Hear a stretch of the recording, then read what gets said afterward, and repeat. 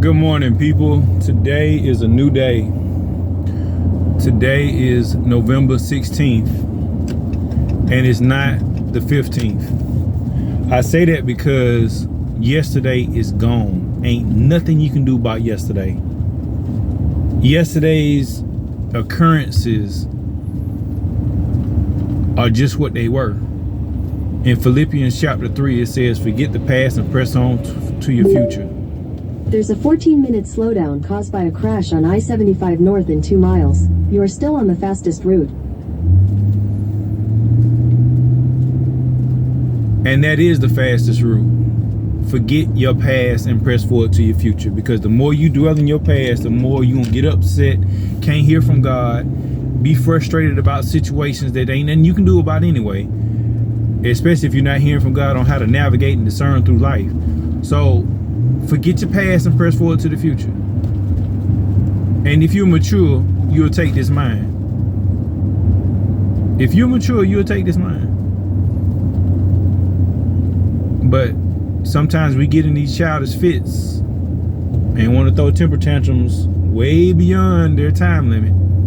Yes, you should take time to get upset, to process whatever you're going through. To figure it out. But it shouldn't take a lifetime to figure it out. It shouldn't take a month to figure it out. Yesterday was one of the most traumatic days I've had in a while. Blowout on my tire. It was just a day of cars, about 5 different car issues.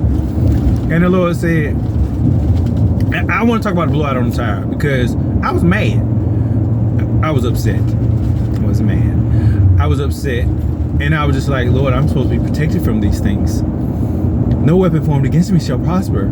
I am blessed and highly favored. He said, well, guess what? The doggone tire shop right there in walking distance. And you drove that car right there, didn't have to move it. And they put it right in and fixed it. And you had the money to pay it. I'm like, but I didn't want to spend that money on that. God. Like, oh Lord, look at your no driving. So, you know, it's like you sitting up here worried about stuff you gonna get over and over again. And then, so you know, I got through that. You know what I'm saying? I got through that mental, you know, because it's like I got somewhere to be. So I'm frustrated because I'm not getting to the place where I want to be at the time I want to be there. Because I had to drop some keys off. I mean, it was about 6 different car issues had to deal with. Then on top of that, you know, getting too personal, but I'm, you know, paying my ex to stay on the insurance or whatever, and a bill come through, and, you know, give me the money I paid. I'm like, in my head, I'm like, there's no way you can pay it. You can't pay it because you don't have an invoice number. And on top of all that, guess what? The last time this situation happened, you took the money and they sent me the bill and I had to pay it twice. So I'm just like, you know, what are we doing? You know what I mean? Like, what are we doing? Like, you know, so I was just like, you know what? Whatever. You gonna cancel the insurance? Fine. No big deal. It wasn't no money out your pocket. It was free money to you anyway. You know, I just said, you can't worry about what people try to do against you. All you can do is move forward for yourself. What do I mean? People there's always going to be some force that's trying to come against you. It's just part of the existence in this world.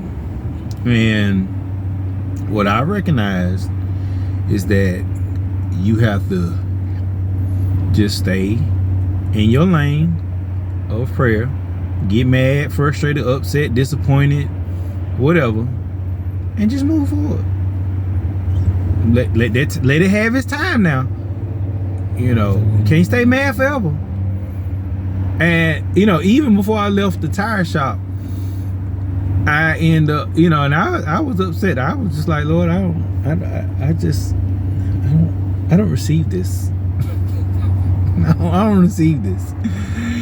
And you know, what I heard was $393 when he quoted me the price. When I got to the register, it was $293. So I'm up there like, oh, you know, but he did say, you know, $293 for the tire in the beginning, but my brain had registered, in my head I had registered, you know, about $400, and I'm just like, this is not what I'm trying to spend or whatever. So I just said, you know what, it's all good. It's all good. I had the money to pay it. I could be on the side, and it was raining all day yesterday. I could have been out in the rain changing my tire, and you know, on the side of the expressway. I could have been anywhere. I could have been a whole bunch of different places. But I just said, hey, you know. So yesterday was truly a test.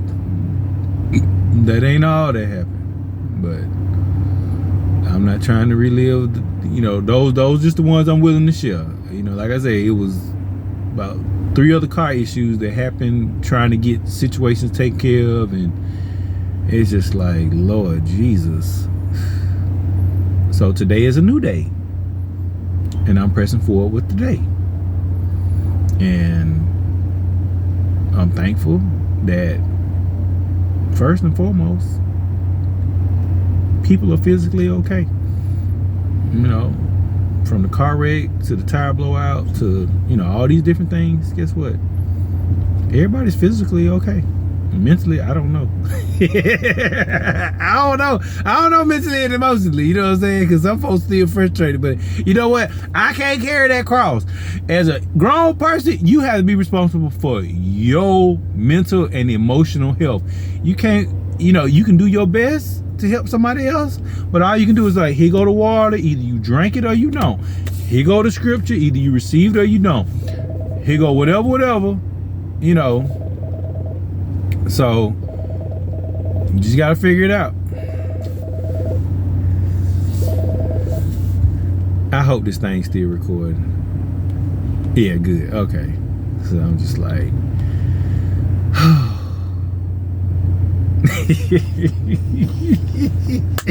sometimes you just gotta laugh, and all the, you know what I'm saying, you should look back at yourself and be like, you was really upset, weren't you? You was just throwing a little temper tantrum, wasn't you? Yes, I was. My lip was like this. Wait a minute. Yeah. Face was like that, but I was like, and you know, I even realized when people do you wrong, and you just gotta learn to cut the cord and say, hey, it's God bless you, God keep you. Hey, it's thank you for the thank you. You ain't gotta say thank you for what for. If you want to, because you might start getting a little, you know, they gonna read between the lines, because see, what I wanted to say was thank you for the life lessons, you know, which really means like you hurt my feelings, and you know, that was uncomfortable or whatever, like, and you know, I'm just like still clueless as to what the big deal was about, you know, the cancellation of the insurance, why I had to go to that extreme, because I'm just like, I'm not even talking no type of way. I mean, like, I'm just like, you know, I'm gonna pay this bill because I want to write it off on my taxes. I'm like, you know, you business minded, you should understand that. I mean, maybe that was offensive. I'm just like, you know, but guess what? That's not my burden. It's not my burden. It's God's job to take care of me. You know what I'm saying? Whether he provide, you know, some lower insurance out here, you know, that I can afford on a different budget or something like that. Guess what? I can't worry about that. I can't worry about that. Do my best every day. Gonna take my vitamins. Gonna speak over my health. Gonna avoid as best I can doing risky stuff to keep me from, you know, sustaining injury or whatever. But at the end of the day, you can, just like I had I had a rear end accident last year. You know, I'm just stopped in traffic. Stopped. boom. Oh, God, dog. You know, jaw my back out of, you know, down from work, minimum. When I say minimum duty. My son had to come help me out on a lot of projects because I could not lift anything like this at all. I mean, it was just like, oh my God. But hey, back is better than it was before. Just like, ooh. So the trial expired and it's just time to press forward. I mean, I say, you know, I even look at that scripture and say, forget enough so you can press forward. You ain't gonna forget everything. There are gonna be certain things that trigger you in life that's gonna remind you of, you know, a movie will come, or a time to testify will come, a similar situation will come, you know, and it'll trigger a memory. But guess what? Forget enough so you can press forward to your future. Don't dwell on it. Don't dwell and meditate and marinate on the negativity, because you asking for more of it, because that's what you chose to be your God. You chose that to be your God. And I just said, you know what? I'm going, even though I'm frustrated, I'm going to just speak God's word over the situation. I'm going to do better than I have in the past. I'm going, as best I can imagine, what God's best could be in this situation, and just let that be it. Just let that be it. That's all you can do.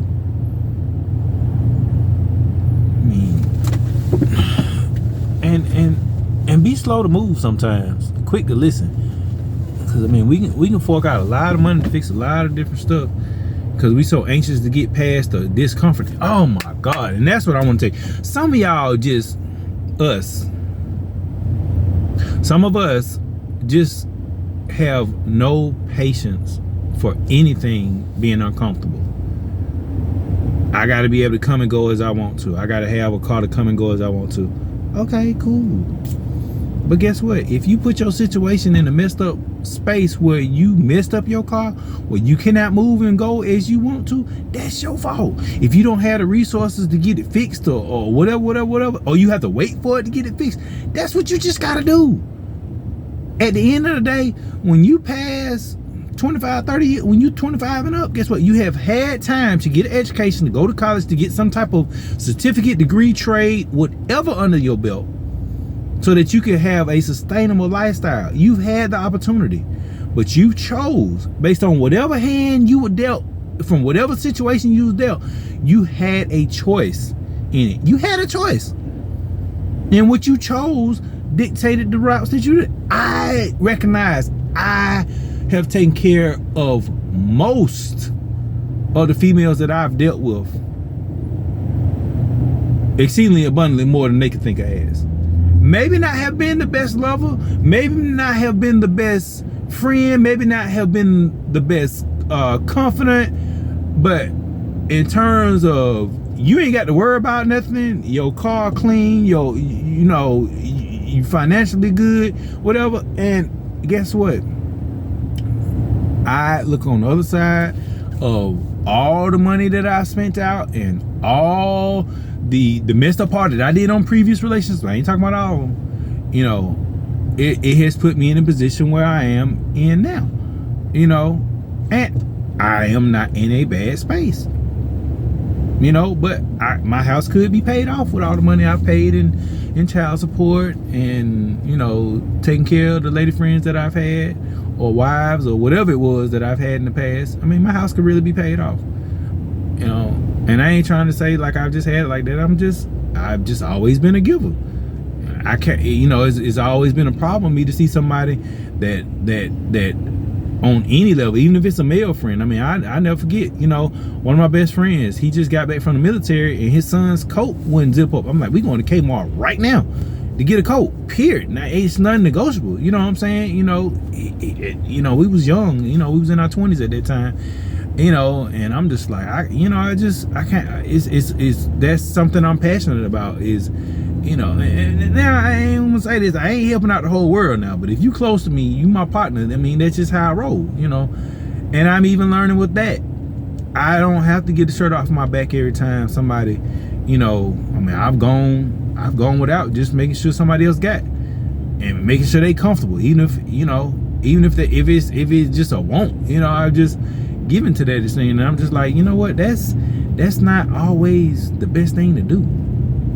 It's just not, you know. And I've even learned this: some of y'all women just mean as hell. I mean, you know, if a curse word or two fly out right now and again, hey, it is what it is. You know what I'm saying? You know, I mean, I still curse. Yes, I still use curse words. I still use profanity every now and again, especially when I'm, you know, extremely frustrated or, you know, hit my hand with a hammer on a nail. One may slip out. I'm still growing in that area. I'm not preaching to perfect people. Okay, judge me all you want to. Now that it's all over with, guess what? You know, I am just amazed at so many people who say they, you know, oh, I'm a woman of God and this, that, and the other, and all this, that, and the other. And I ain't saying everybody perfect now. You know, we all got a thought. But God, dog, can you stop being so goddamn on mean? So goddamn on selfish. Just selfish. You just expect the dude to do every goddamn on thing, and what you gotta do is just sit there and look pretty because you pretty.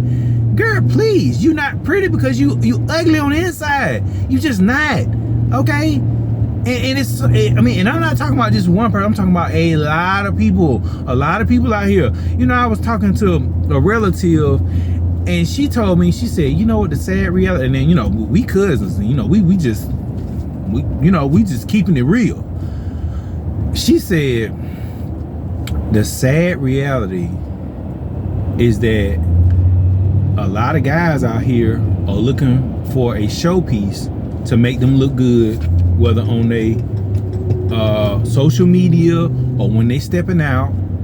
And a lot of female ladies out here are looking for the financial security.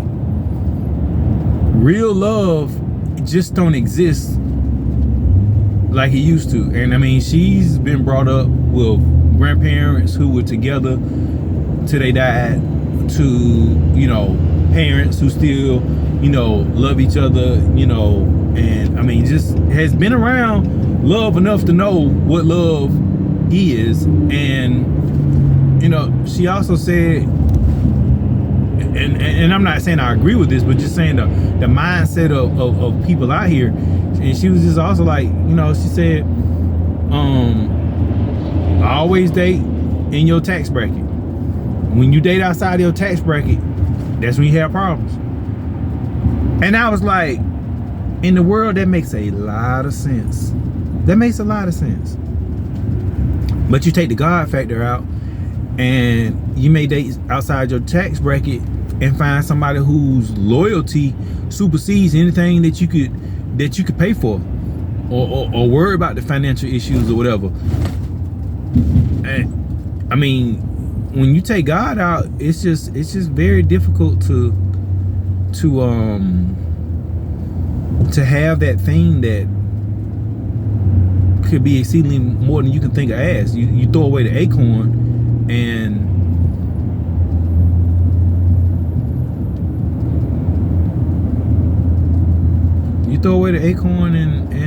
and guess what? You never get the oak tree. You never get the fruit. You never get the development. You never get the bonds that are grown from going through different situations and seeing how committed, how loving, how mature, how determined to get it right.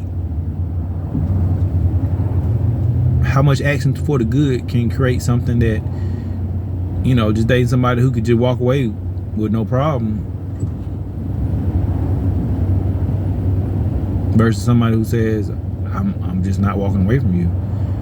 And I've had to learn to, you know, when people decide that they gone, hey, let them go. Deuces.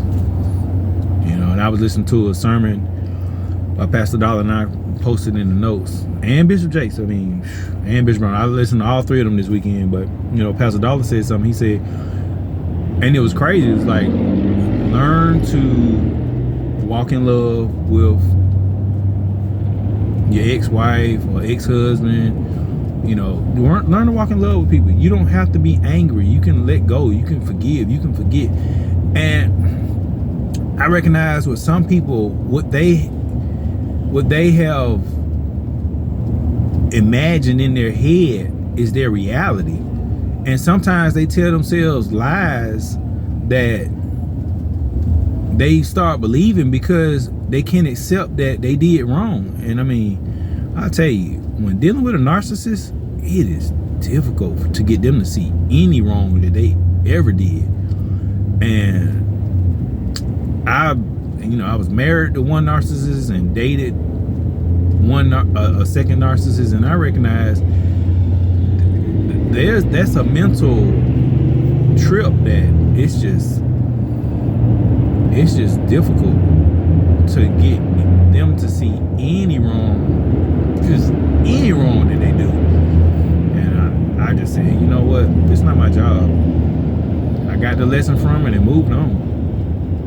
I just got the lesson from it and moved on. So, and some people's hurt is so blinding. It's just so blinding to them.